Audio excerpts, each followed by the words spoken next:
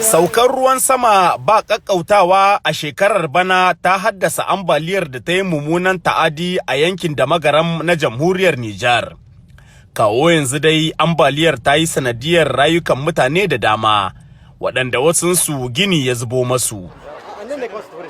Yayin da mutane uku kuwa ruwan ya yi awon gaba da su, wasu ma sai da kyar da jibin goshi aka lalubo gawawakinsu.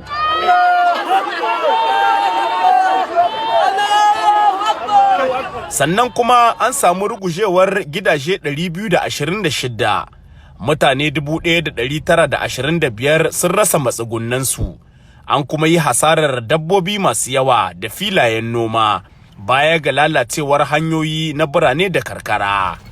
Jama'a da dama a yanzu haka dai na cikin zulumi a yankin. Wallahi muna cikin wahala, inda aka ce ruwa ake lika hankalin mata sai yake.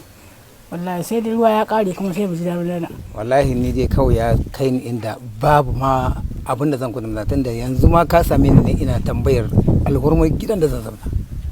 Wallahi cikin gidan man kaje ga katangar rasmi ya zo da duk bakin wani sauro babu. Wallahi ruwa banna shi da inda ba zato, amma tun da ya huta alhamdulillah, amma ruwa banna sosai a daki uku he daya, kayan mu duka na cikin wannan dakin duka kasar ta zubo musu. To kowane ɗauki hukumomin yankin suka kawo wa waɗanda ta'azzarar ambaliyar ta riska ta kuma raba da matsugunansu?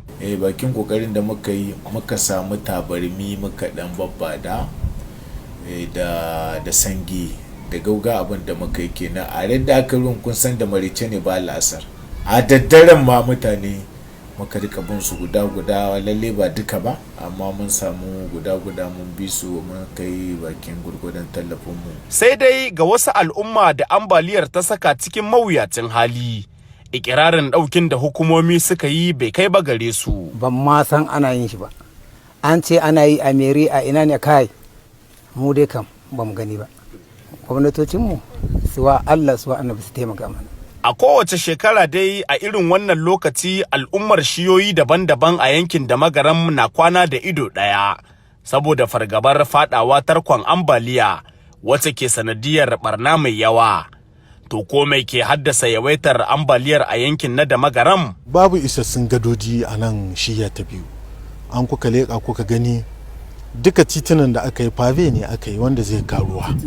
Titi mai tsada.